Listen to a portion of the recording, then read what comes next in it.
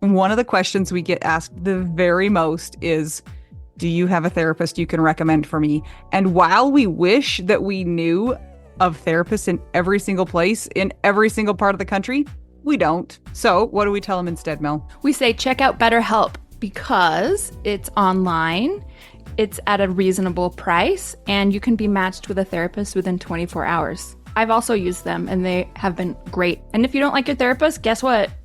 Click, click, and get a new one. Absolutely. It's so hard when you have an in-person therapist, if you're not clicking with them, to cut them off and get a new one. So that's not an issue with BetterHelp. So we always tell people to try BetterHelp. And if you use our promo code, which is trybetterhelp.com/WWDN, you get 10% off your first month. Go ahead and try it out. That's trybetterhelp.com/WWDN. And you know what? I'm a big fan of doing therapy where you don't have to wear pants, but nobody knows about it. Are you wearing pants right now, Mel? I'll see you later. Bye. That's trybetterhelp.com/WWDN.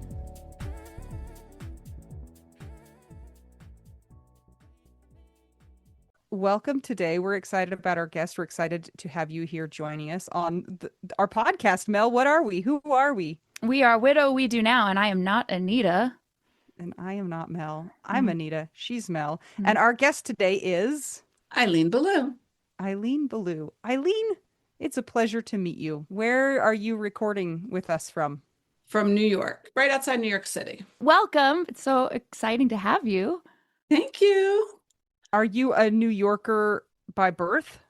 Yes. I was born in the same town that I live in now. It's really a suburb of New York City, but all four of my kids live in New York City now. Do you have grandkids that live in New York City? No, I do not. My daughter just got engaged last Friday. She's like, no, my children are like 15 years old, but I assumed since they were living away from home, they are adults. Well, they are adults, but okay. What do your kids do for work or school or other? So my one daughter works in PR. She worked for Shiseido, like a skin line. My son is a engineer on the George Washington Bridge. Then my other daughter is a screenwriter. So she wrote, she went to NYU and she wrote the screenplay for my husband's movie in hopes that it'll get made someday. And then my other son is also a writer. So we have writing in the family. All right. You have the creatives. You have some creatives and some regular brain people, it sounds like.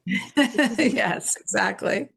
I am like, they have people who are employed as engineers for just a single bridge. Yes, he is the mechanical, mathematical brain. So I don't really work with him. They just had to change out all of the suspensions without closing the bridge.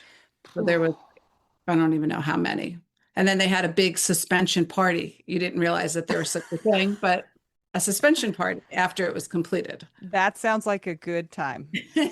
Anita, we need to take a trip to the city, Anita, and you need to see all the bridges so that you can understand all of these things. I mean, in theory, I feel like I should, but I just never, ever considered that there would be like, I don't know, maybe it's because I just assume that you take care of all of the bridges, but you have like your own bridge. I love that. He probably loves that bridge. Why are we talking about bridges so much? What do you do in your life?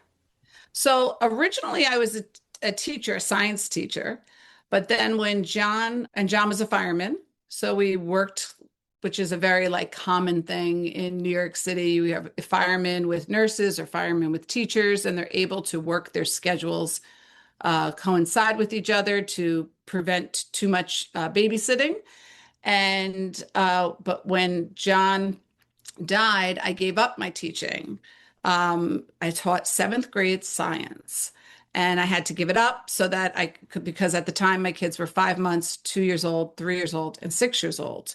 So I decided to put all my efforts into their upbringing. And now I've recently gone back. I went and I taught at Manhattan College for a couple of years. And now I've recently gone back to teaching.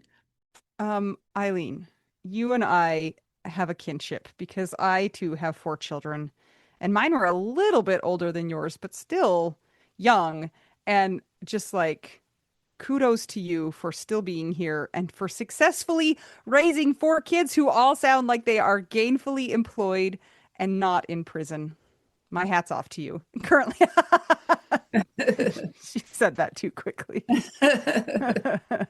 Do you want to tell us a little bit about John?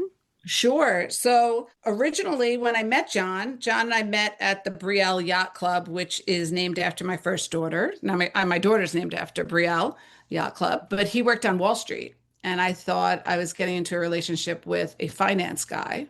And then we dated for a few months, and he told me that his number got called from the list, which is like a fireman term. There's like the list. Everyone knows the list means the list of promotions or getting onto the fire department. And so I was like, well, of course you're going to say no, like, aren't you? And he was like, and I'm like, never was brought up, never, I never knew about the fire department, nothing. So he actually postponed his fire department for like 3 months. And then I said, I was kind of like on me that I was not allowing him to do what he really passionately wanted to do, which was to help people and not be in the finance world. So he went into the fire department, but he promised me that I would not be a fire widow and I would never be on the front cover of the Daily News Oh or no. the New York Post. So Oh those boy. were two promises that he made. And and pretty much held that for the first 10 years until January 23rd happened. He was a fireman during 9/11, but was not at the Trade Center when the Trade Centers fell. So that was, we escaped that. So I thought, all right, that was good. And then the Black Sunday fires happened. Wait, I don't know what the Black Sunday fires are. Well, I'll go back to the first of the fire. So he went in the day before, and the day before was a blizzard. So he told me that he was most likely going to be held hostage, which is something they call for it's because firemen can't get in because it's a blizzard. So he was held over to have to work even though he wasn't supposed to work. Then he worked that night into a Sunday morning, and then that Sunday morning he was supposed to come home, and at 8:30 the fire started, and I turned on the TV, and on the TV it said that there was a fire and that two firemen fell off the roof. Now, I knew that John was a chauffeur that night. So I thought, oh, I don't think the chauffeur's on the roof. So I thought I was kind of okay. But I never got any phone calls from, like, I didn't get a phone call. And John always told me that if something ever really happened, that a car would come and get me, like bring me to the hospital. So I kept looking out the window. And like I said, my kids were 5 months old, 2, 3, and 6. So I'm taking care of them, looking out the window, making phone calls. Nobody's picking up. He's not picking up. The firehouse is not picking up. It was about 2 hours of like literally sheer hell, like hell for 2 hours. And then it hit me to call a friend of his who lives in the next town who's in the firehouse. So I called them, and his wife answered, and she goes, "Oh my God, how is John?" And I was like, I'm like, "It's John." And she's like, "Oh, hold on." And she like hands the phone off to her husband. And he came and got me. And so John was one of the firemen who jumped. So they were in the fourth story building that was on fire. But what happened was in the Bronx, they chop up these apartments. They're called SROs, single room occupancies. So it doesn't look like what it's supposed to look like. They just build these illegal walls and create padlocks, and so that they have people living in these rooms and sharing a bathroom and a kitchen, but it's supposed to be one apartment. When you do that, they also have these, flimsy walls, and there's not necessarily electricity. So they run these wires underneath the walls to supply electrical cords to other rooms, which caused the fire. John missed a hallway because they created this hallway, and one of the owners put a refrigerator in front of the hallway, blocking that was like his doorway. So John never thought behind the refrigerator there's another room that was on fire, and that got cooked, and then a flashover occurred. So John was forced to jump out of the fourth story along with 5 other firemen. So they all got stuck in this flashover. John was the closest to the fire source. So much later on, there's criminal trials and court cases, civil trials and criminal trials, and it comes out that John was most likely on fire as he jumped because of his gear. But believe it or not, four survived. Four firemen survived the jump, and two, John and Kurt, died. Now, John jumped at 8:30. I got to the hospital about 11:30, and he dies about 1 o'clock.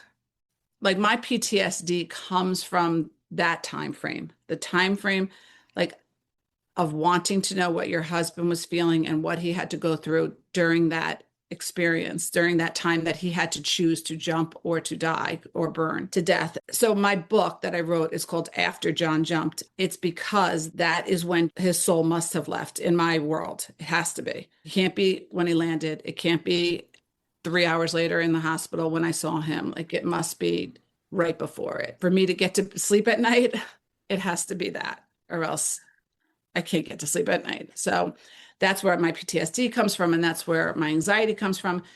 And that's where what I write about is that journey, like how I've been able to get through that journey. He died in 2005, but then the reason why they call it Black Sunday is later in the afternoon in Brooklyn, another firefighter died at a separate fire, so they called it Black Sunday. And I already feel like New York firefighters, like they already have too much trauma in their collective Yeah. beings. Yes. Speaking of that, and this is interesting timing that we are recording this today, but did you guys know that earlier this morning, the theater that the Book of Mormon is in on Broadway was on fire? I saw that. I don't think anybody died. It said that one firefighter may have had minimal injuries, but I don't think anybody died. But what are the odds we're talking about that today? Oh my gosh. I think we take for granted now in 2026 that everybody is in communication all the time. And it didn't used to be like that. In 2005, I would say we were kind of moving more towards that. But it was like nowadays, you always have a way to communicate. You know what I'm saying? And so it's just weird to think about a time where it wasn't like that. And so, like, not being in a communication doesn't immediately mean something's wrong, but it also doesn't not mean that something's wrong. And so you're just like stewing about why have I not heard anything? I'm actually super thankful that it happened in 2005 and not today for a lot of different reasons. One is that for whatever reason, people need to be the first to report things. Mhm. So there would have been yes, was it painful for me to have to wait 2 hours to find out? Yes, but I also wouldn't want to see it on an Instagram feed prior to, The other was that I was able to keep it somewhat close to the vest for my children because yes, there was newspapers reporting it, but again, my kids were so young that I wasn't Your bringing the 6 month old wasn't opening up the daily news. No, I wasn't bringing the newspapers into the house. So I could try to minimize how much they knew and try to make it age appropriate for a long period of time. That was a positive that we were not part of that crazy social media world. I have a Yeah. question for you. This is going to sound stupid, just prefacing that. You know, in movies or cartoons where people are at a building and there's firefighters and somebody needs to jump out and they have like a trampoline. Is that a real thing? I think that is a real thing. Okay. And then when the firefighters jumped, did they just jump and hit the concrete, all of them?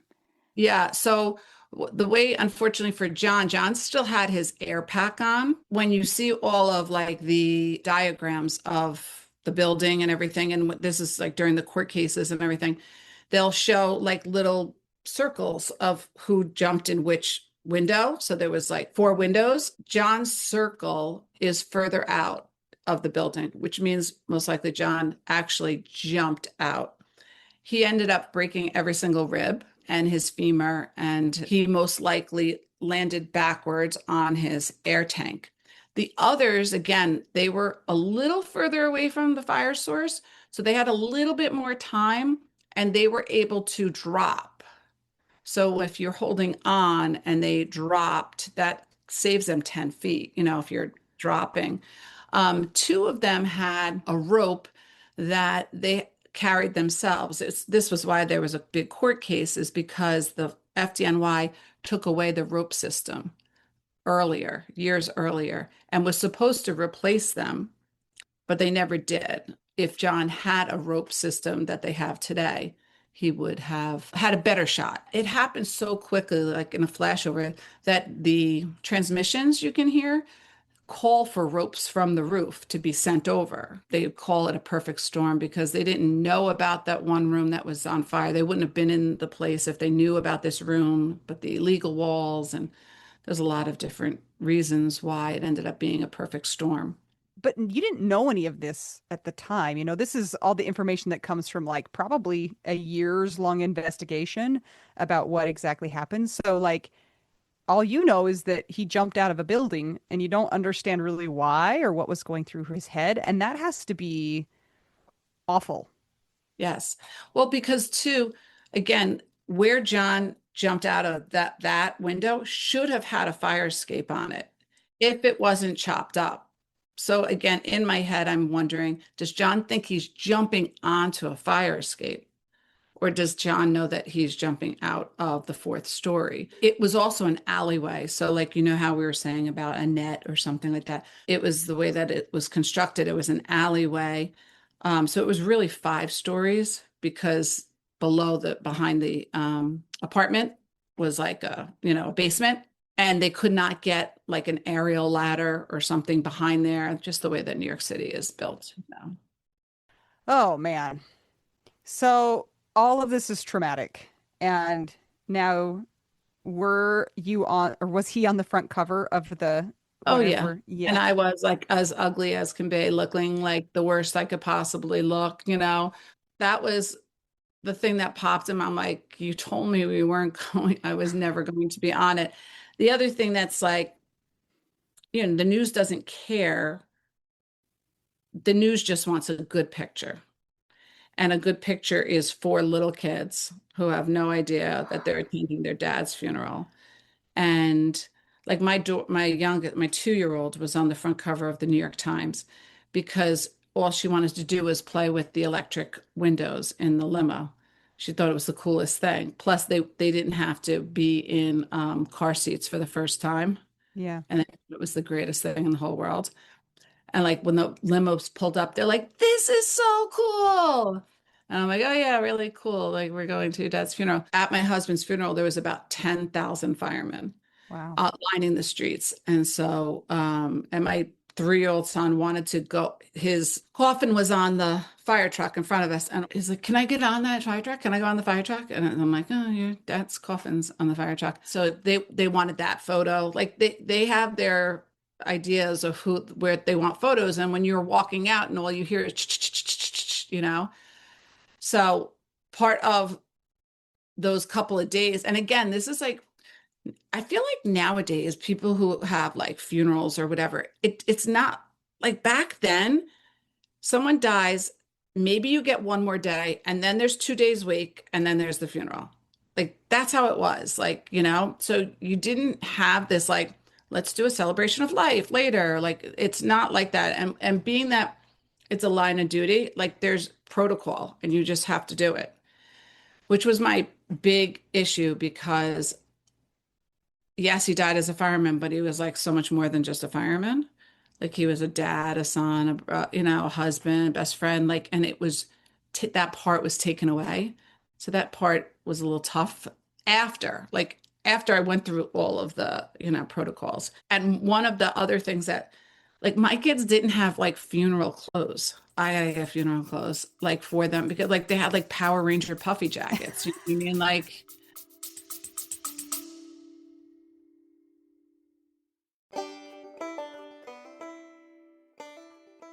Do you know one thing that I did not expect to be doing in my life? And I have a feeling that many of our listeners also didn't expect to be doing Doing your taxes alone? that too. Good guess, but no, something else. All right, what is it? Designing a headstone, having to choose a headstone for your dead partner. Like, what are we doing? If you guys have listened to the podcast for a while, you know that it took me like 5 years to get Jason a headstone.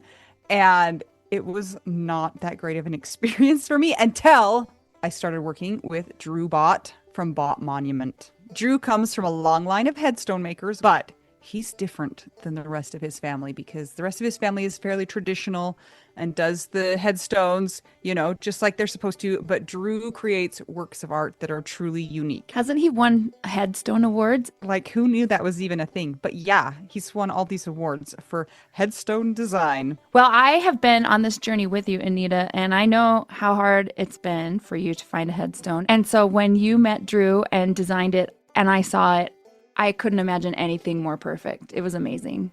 Yeah, I worked with Drew for over a year. He was so patient.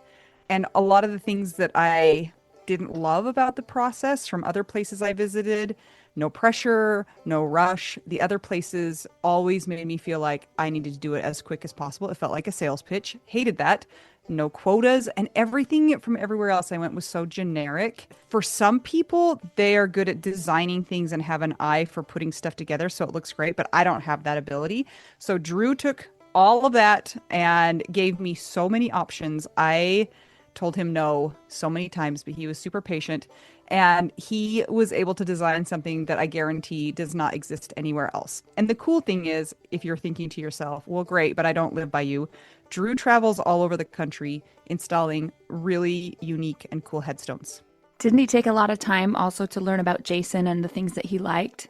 Yeah, like he did an interview with me. We talked about a lot of things, so he kind of knew Jason a little bit, which was really comforting and nice also. So if you find yourself trying to buy a headstone, which again, what? And you're dissatisfied with the options, you can check out Drew and work with him.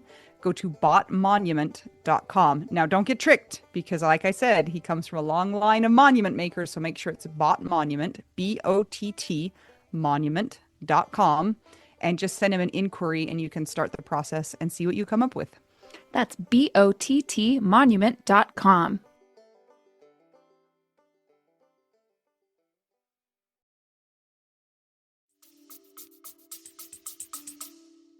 That would have been also a great photo for the New York Times. They want you to look the most haggard you can because then you look the saddest, and the kids. And I so relate to the kids just being like, my kids were so excited that people kept bringing us. We had a cooler full of soda and they just got to drink as much as they wanted. And they were like, this is the best day ever. And I'm like, no, it's not. But they don't, just like playing Right. with the thing on the door. Yeah, this is a great day. Yeah. Yeah. And it's nice because they get to like visit it and then go away and visit it and then go away. Like that's how they, handled it. Yeah. So then I had to make sure luckily my sisters went. I think my sisters bought like American Girl jackets, which, they didn't like, we never would have bought that because in 6 months they would have already been grown out of it. So there's not, a chance I would have typically bought them any jacket like that. You sent somebody else to buy them clothes though, right? Yes, yes, yes. Me too. Yeah. I was like, somebody go find them clothes to make them look presentable because it's not hmm going to be me. Is there a community of firefighter widows? Yeah. For me, I didn't really have. I had another widow, unfortunately, in the fire. My particular fire. She lived out in Long Island, and I lived, not close to her. There is, but it was like there was like a group that was like a 9/11 widows, and then like you weren't part of that group, which I know is like a weird thing.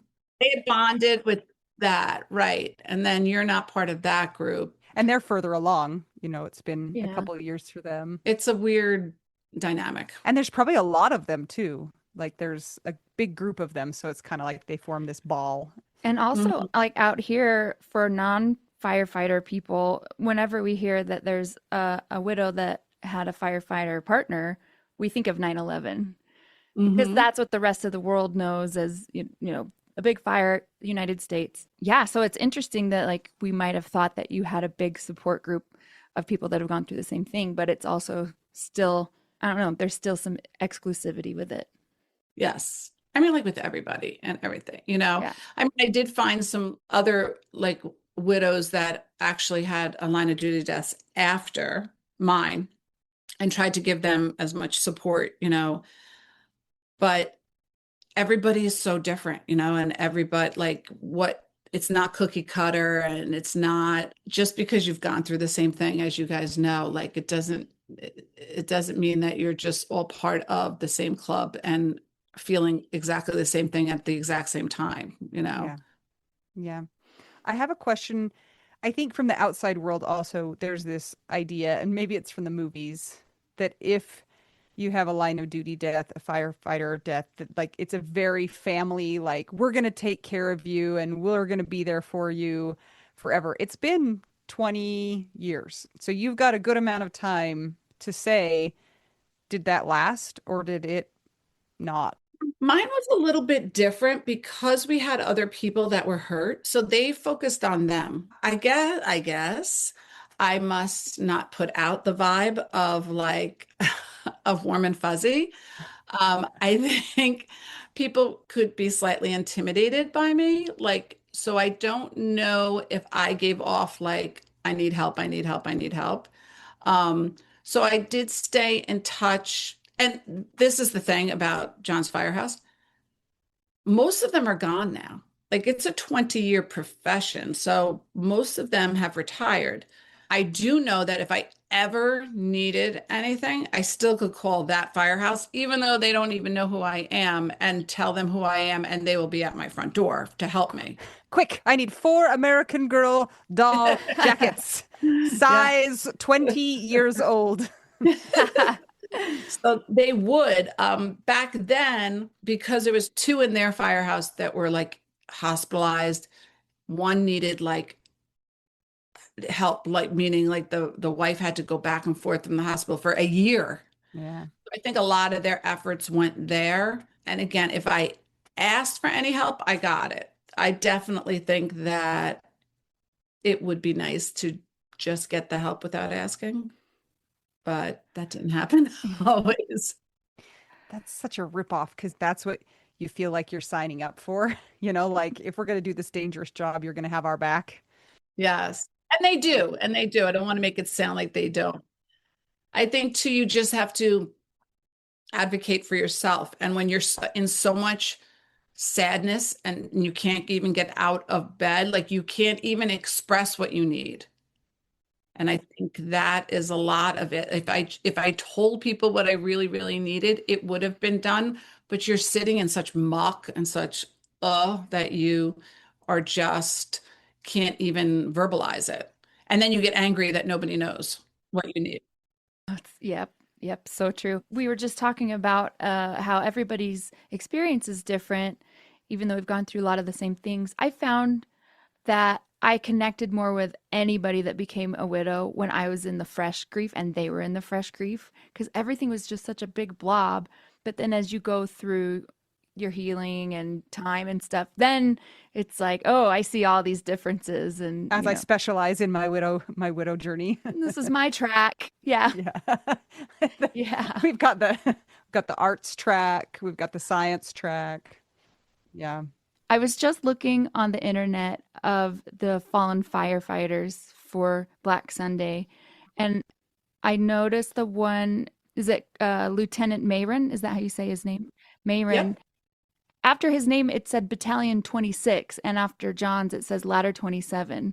What's the difference between a battalion and a ladder? He was a covering officer that day. So he wasn't assigned to 27, Lieutenant Myron. He came over from another firehouse, and the firehouses are in the battalion.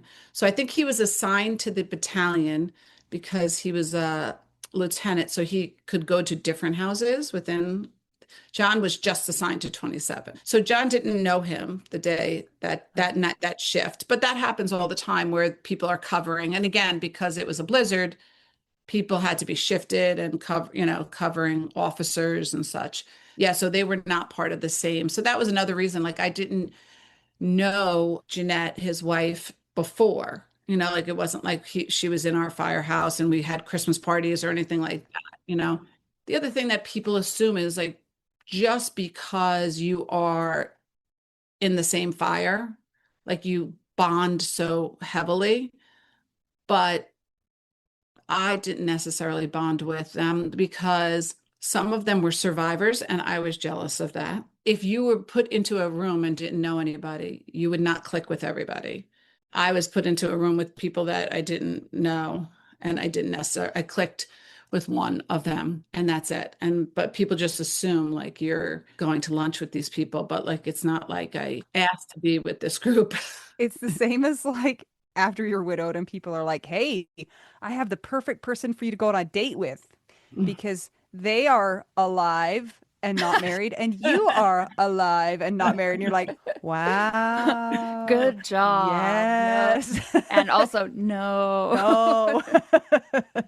I was really curious about your feelings about the people who survived. Like, I'm sure that there were a lot of hard feelings, but also did you look at, like, for instance, you said the one that was in the hospital for a year. Did you look at that and think ever like it's actually better that he died, or was that never? No, I do like much later on, I spoke to the physician who evaluated John and asked her if he survives, what is his life like? And his life would not have been anything that John was like, he had 3 or 4 books going at one time. He'd be reading like all, he was a huge reader. Ironically, he read the New York Times every single day. Unbelievable skier, like really a great skier. Would not have been able to ski, would not be able to read probably. Would not probably been able to walk. He was a runner. So he worked out every day. Like all of those things were probably not in his cards ever again. And I think mentally, because of the swelling of his brain, it might have been just hell on earth for him to have to continue to live. So that part, do I see the others who fought like hell to stay alive and continue? Yes, am I jealous? Yeah, of course I am, but I don't know if that would have been our end goal. Like that wouldn't have probably not have been, in our case, it wouldn't have been the same as their end goal or what they ended up being.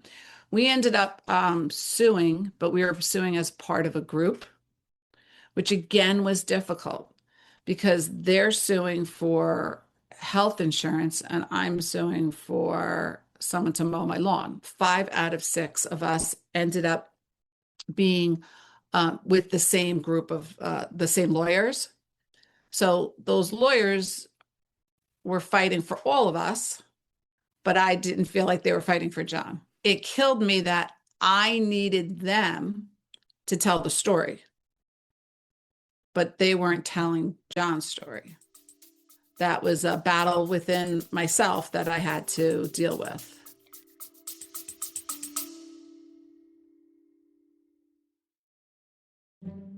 Hey guys, just checking in and want to say if you are enjoying this podcast And you want to see it keep going, maybe it's helped you through your widowhood journey and you think that it might help others on their widowhood journey, you can support that cause by joining our Patreon. some of the things that you get as a Patreon beneficiary are ad-free episodes, so you don't have to hear ads like this.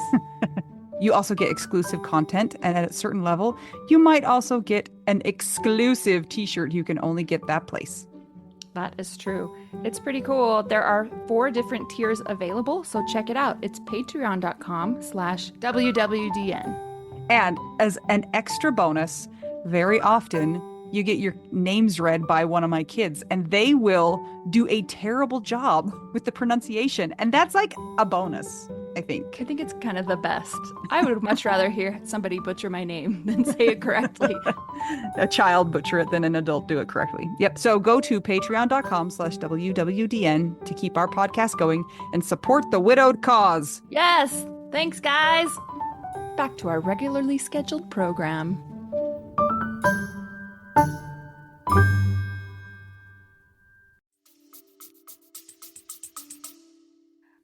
Looking at when big life events happen to us, so you've had a traumatic and shocking death of your person and a court case, just a court case can change you.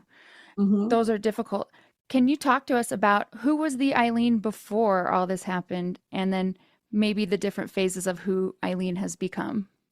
Yeah, that is like such an important facet because I think about the day before John dies, and the Eileen and the mom was such a different, like, oh, flowers and rainbows and boo, boo, boo, boo, boo. And there's a little, bubble around me, and we're floating through the life, and we're thinking this is what it's supposed to be like. And it is for the most part for most people.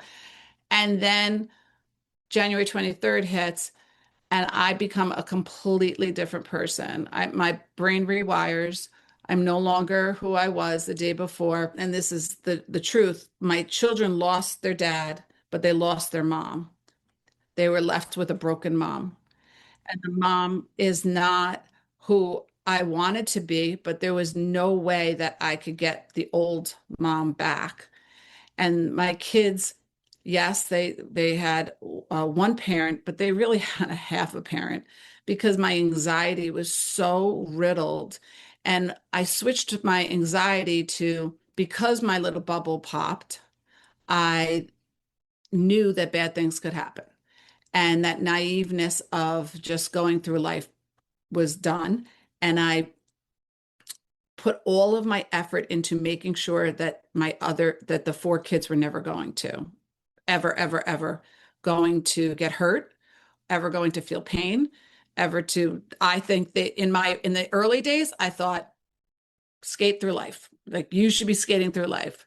And like when I heard that one of my kids was like getting bullied in school, like hell broke loose, man. I am like, oh no, no, no, no, no. This is not happening. Like you should be skating through life, knowing not getting bullied, which is not real, but that's how I felt, and I just never wanted to be surprised ever again. I was surprised that day. It took the wind completely out of me, and I never want to do that. So what I do to myself is I think of all the things that could happen bad to the four kids.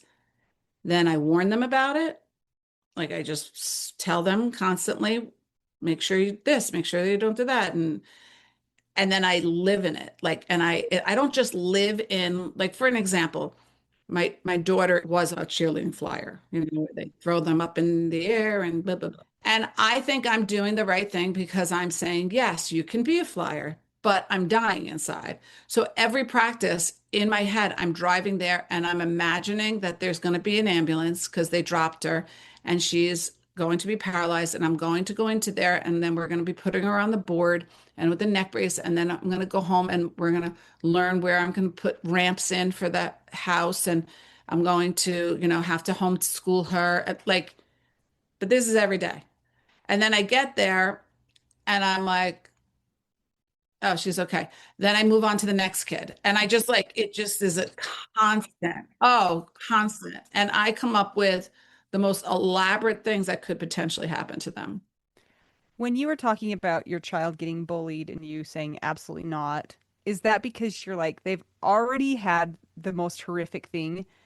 They no, you're not going to do anything mean to them. Is that kind of the idea that you had for them?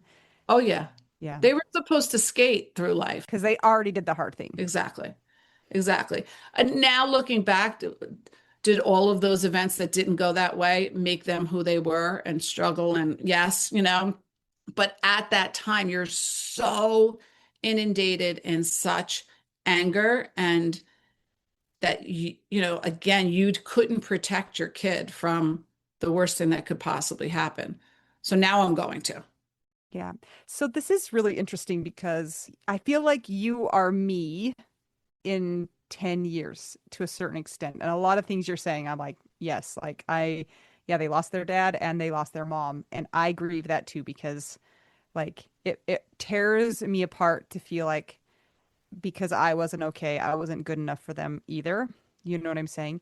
And today I was out running and I don't know, do you guys ever have those days where you just catalog all the ways that you're failing? You're like, I'm not doing this good enough and I'm not doing this good enough. And what I was specifically thinking of is, I've got these four kids and I'm doing a really bad job keeping track of what they are needing to do for each one of them. You know what I'm saying? I was like, oh, I forgot I was supposed to turn in his outfit for the musical review and that missing assignment for that one. And I was supposed to have a parent teacher conference that I totally forgot about, and I'm just like, I can't keep up. and I'm failing them and I'm doing a really bad job. And also there's, the house is messy and I'm just like failing all of the ways. And I was out running today and I just had this thought and it was like, Anita, like stop because you are just one person. And most people who are doing this have another brain to like keep track of all of this. And this sucky thing is I'm like, that's true. So maybe I need to be kind to myself, but it doesn't change the fact that they are kind of getting ripped off. You know what I'm saying? Like they're having to fend for themselves more because I'm not able to keep track of all of the things that I need to keep track of because it's just me. Did that make any Yeah, sense at well, all? it completely makes sense. And it took me a long time to come to terms with that there could potentially be some positive traits that are happening to your children right now. I hope there better Right. be. Yeah. So I remember my therapist says to me, "Did you ever think that something positive could happen because John died?" And I'm like, "Absolutely not. Are you joking? No way. No, nothing, nothing, nothing." But as she began to like just point things out to me, I was like, wow. Like, so in my book, I write about like some positivity of tragedy. And it's like a very sick thing to say that I have gratitude that I have these kids now. Like it's because, well, so you're thankful that your husband died? No, that's not it. I'm thankful for all of the things they gained from the loss. So kids don't struggle today. Like we don't, our world tries to make these kids never struggle. Our kids have to struggle. Like they have to. You have no choice that you're struggling. So all of that struggle will then help them in life, make them better people, make them have these positive traits that other kids wouldn't have, you know? I look at my kids and they have such emotional intelligence that most people do not have because they had to it it, it makes me sad to say this, but they spent their life trying to make me happy. They didn't want me sad. They felt it. They felt me and they gained all this empathy for their broken mom. But that then can in turn give them empathy to the rest of the world too, that a lot of kids don't have empathy. Their connection to each other is like no else. Like they're so connected to each other and me, and that's really positive. Even our spirituality, though shaken for a long period of time, we probably have redefined spirituality in our household. When I came back to it I started to pray to John, not necessarily God. God's back in now, but in the beginning it was just John. John's a good biblical name. I feel Yeah. like you can just substitute Yeah. that in there. So I know what you're saying, but it took me a long time to come to terms with the fact that there are some positivities. And I'm always blown away when I talk to other people and they're like 2 years out and I'm like, oh my gosh, I was still like not bathing. So Yes. it like, I'm like, you just blew me away. And so within time, I would think that you will see the growth. Yeah, it's interesting though because you see a lot of people though who aren't doing well in life and they trace back to their origin story and it's similar to this, my dad died, my mom wasn't okay, and so I'm like, I just hope that the curve curves towards making you better and not making it so that you go down a path that you're not okay too. Like, I've got one child right now who has failed, like actually failed some classes, which is so antithetical to Anita, like that we're going to have to do summer school. And I'm just like, it feels so hard. And I feel like I failed that child. And yes, probably in 20 years, it won't be that big of a deal because, like, who cares about, Right. junior high and high school? But it just feels like too much right now. And I still have the fear that they're going to turn out to be not well adjusted Serial adults. killers. I don't know if I'll go that far. Light embezzlers. That's what we're Right. going Just for. light. Yeah, like white collar, nonviolent crimes. And then the thing that we have is you never know what they would have been if everything was perfect. Oh, or ourselves. Do you ever imagine what your life would be like if John hadn't died. I would be a lot thinner, a lot thinner. I found a picture of myself from 2004 when I was working at the hospital doing birth certificates during college. I sent the picture to Anita yesterday. It is hilarious. First of all, the haircut should never come It's back into existence. But I also looked at the face and I'm like, that person there, I was 22. I'm 44 now.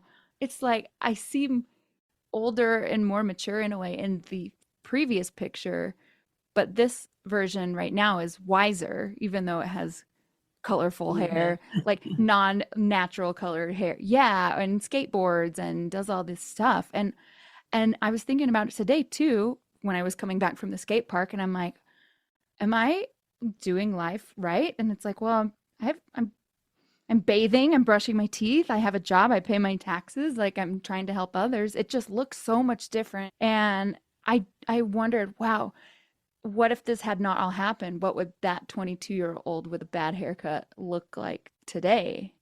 Hmm. I don't know. I Who knows? Mel, wasn't that photo from 2005? Was it from 2000? It was either 2004 or So like 2005. the same time that Yeah. John died. It Yeah. was like the same You remember same that era. the pixie haircut from the mid 2000s? It was so bad. Yeah. I definitely would be thinner because I blame like my cortisol levels That's on, not a lie. right. That's And the true. fact that I haven't slept in 20 years and all of those things. I do think too, your brain is rewired from the trauma. I tried different medications mainly because I heard that you could lose weight through some of them, but that didn't work.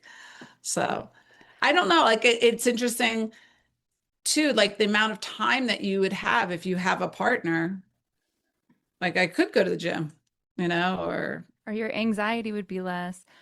I want to ask about that because like what you described is not casual anxiety, but like debilitating anxiety. Have you been able to get a handle on that so that you can fully experience life? And if so, how? I thought the anxiety would start to like get less as my kids got older, but they actually got a lot worse because when they're younger, you're controlling what they eat, who they Hmm. play with, when they sleep, and like what they're wearing. And then as they moved into like middle school years, then you got those sassy middle schoolers who are really affecting your child's life versus you, Yes, yes, yes. And then as they leave you and then now they're driving, now like the control, for me, it's all about control. And I lost more and more control. So the anxiety ramped up more and more. I did try and do some medication. I'll try go on and off of it and it doesn't seem to really affect me. I did try EMDR. I wasn't consistent. And I think you need to do it consistently, though I've heard some really good things. I actually we just saw the psychedelic mushrooms just passed. Yes. I saw that.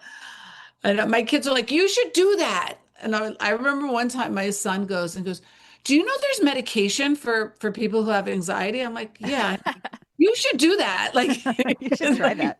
you should really try that. Have you ever tried somatic stretching? I don't know if I've tried that. So somatic stretching, they say that all of your anxiety and stress are actually are stored in your hips. I believe that in the psoas. I hate that thing. Have you been doing it? Yeah, so I try it and then along with like rolling and like rolling onto your into your hips, joints and stuff. And again, I'm just not consistent, like it feels great, it feels like wonderful. But my daughter brought me down to this little place in Chinatown, and it's like a really shady guy. And you go in for 60 minutes and you are holding onto the table so hard because it hurts so much. And I was like, ow, ow, ow, ow, ow, ow, ow. And he beat the crap out of me and released like all the tension out of my hips, bruised me Yeah. left and right like the next day, but I don't know if it actually worked. She's Yeah. like, it was terrible, and I don't know if it worked. I would never go back. I'll tell you that. I'll never ever go back. I mean, maybe, yeah, maybe consistency is not the key with that one for you, but Yeah. maybe for the others. Ironically, Eileen, this very morning, I took my 16-year-old to get his driver's Oh license. God. So he drove himself to school today. And so I was like, if there's a problem, he will call me. So I did not, and he just got home, and so I think it's okay. I think he made it. So You think, Okay. it's is it him? Are you sure? it's terrifying. It's terrifying. Oh my God. I would have followed him. Yeah. Well, what's funny is we went and got his driver's license, and then he's like, "Okay, I'm going to drive myself to school," and I was like, "Okay, but I'm still in the car. Like, I don't want to come to school also." And he's like, "Oh, I'll just drop you off." He dropped me off on the side of the road. Oh I my walked home. gosh. Perfect. Perfect.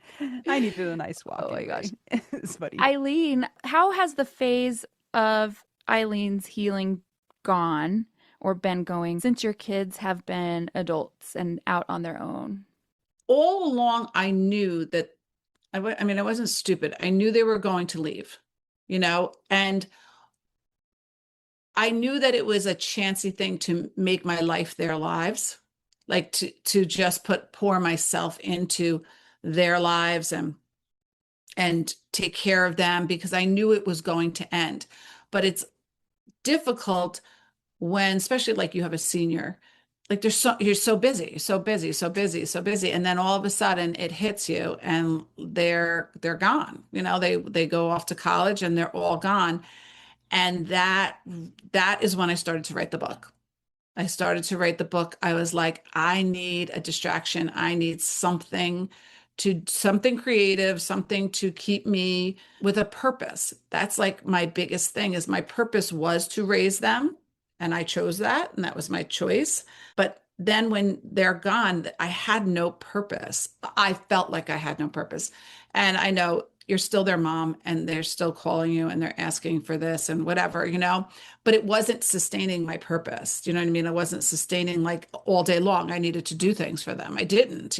So then I started to write the book, and it was amazing how much I remembered. Considering that those first couple of years, like I felt numb, like so numb and so not in touch with the outside world. And then I started writing and it all came back to me. It was crazy how much came back to me. And it was nice to write it. And then now that it's out in the world, it's like it was stuck like in my hips, I guess. You know what I mean? Like in there. And now so many people are like reaching out to me and saying like, I didn't know that. Like I know you, or and yet I didn't know any of that. So it was like my day in court. You know what I mean? Like I got to finally release it. Tell us what the book is called. It's called After John Jumped. Okay, I have a question about that because when I saw the title of that, my mind immediately went to suicide. And did you do that on purpose or like with not on purpose, or like how does it make you feel when people might assume that about him? Yeah. And my kids, when I first was telling my kids about me writing the book, and originally I wrote it just for four people to read it.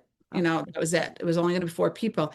And then my editor was like, I really think there's a bigger purpose here, not just for four people. I think a lot of people could gain a lot of positive things from it. So I said, oh, I want to name it after John Jumped. And my kids are like, I don't want people to think that daddy died of suicide.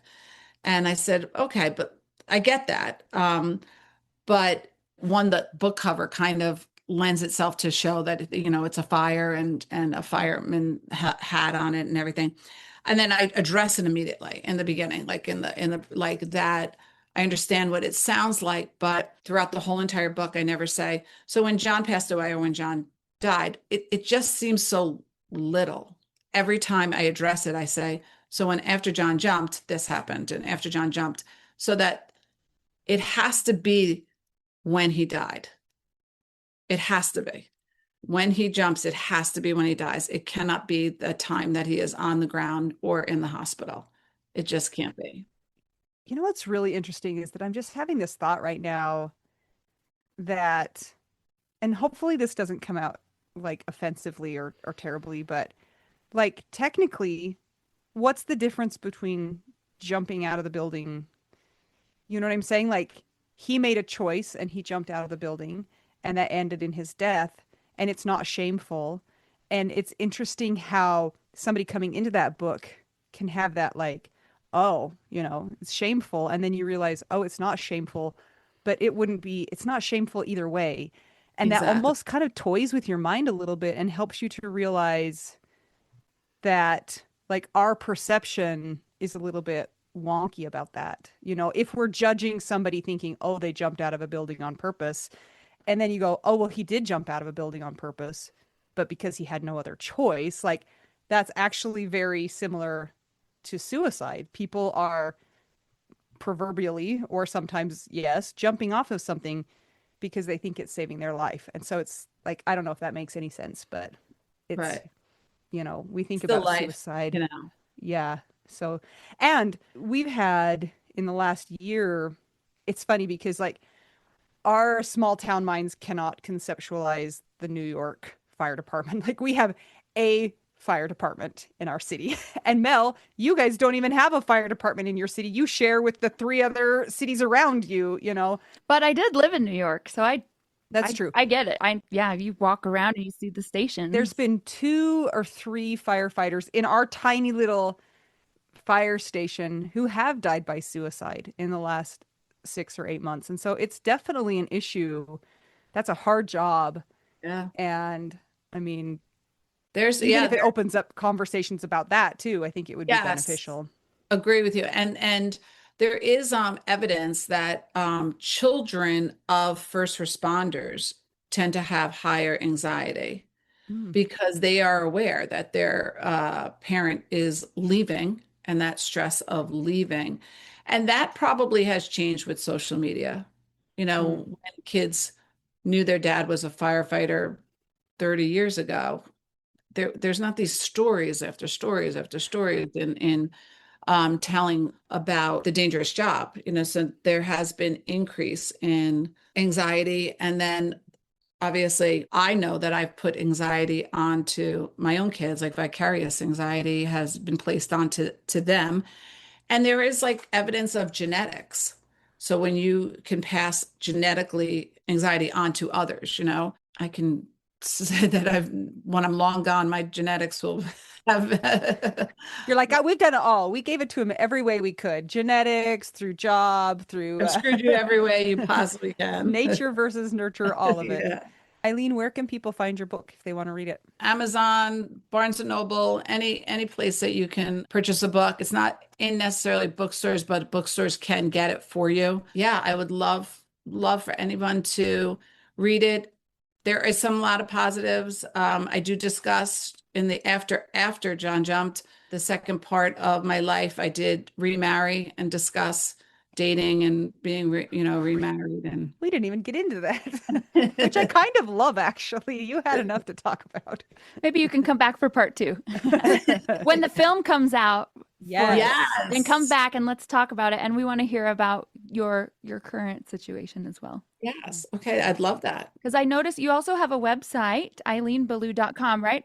Yep, eileenbellew.com, EILENBELLEW. And within that, there is a connection to like a tab to go over to my daughter's. She is hopefully, her main goal is to do the Black Sunday movie that she wrote and has received tremendous amount of positive like things about that. But as you can imagine, difficult to find funding in today's day and age, the types of genres and the types of movies, that are out there right now. That's her goal, is to get her father's legacy up on the big screen. How old was this one when She John was died? 2 and now she's 23. There's a Yeah. picture on the site, and I'll link to this in the show notes, everybody, so you can check it there. There's a tab that says Black Sunday Film, and then Mhm. it shows your daughter as an adult, and then your daughter as a little toddler with John. Yeah. They're so cute. Oh man. Okay, we've got all our positive energy and vibes going towards that. Eileen, we have an important question that we need to finish up with. Mel, you want to ask it? Eileen, what is your favorite cheese? My favorite cheese. I have to say Brie because my daughter's name is Brielle. There you go. After Yeah. the yachts and the cheese, of course. Yes. Well, thank you so much. It was so lovely to chat with you, and thank you for joining us today. We hope everybody listening has enjoyed Eileen's story. Please check out her book and the website and the movie and all of those things. And if you, our listeners, would like to keep the podcast going, will you check out our Patreon? It's patreon.com/WWDN. If you'd like to get us some tacos, go to buymeacoffee.com/widow we do now. You can also find our episodes on YouTube now. And we always love a nice rating and review on Apple Podcasts and Spotify. And until we get to talk to you again, I'm Anita. I'm Mel. I'm Eileen. And we are two young widows and one widow who's not actually a cartoon bear. And we're all just trying to figure out widow We do now.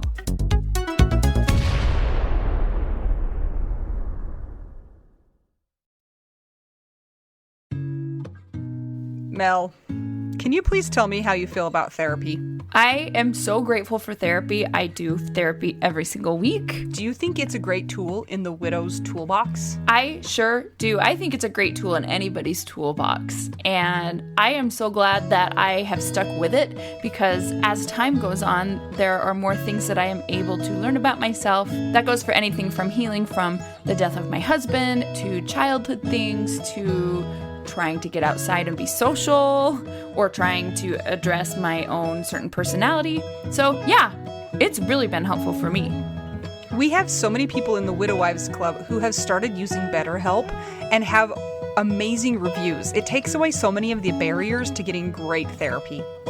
I know one of the things that's hard for people, and we get this question a lot, is I need a therapist that does XYZ. Who is a therapist that is going to be widow friendly?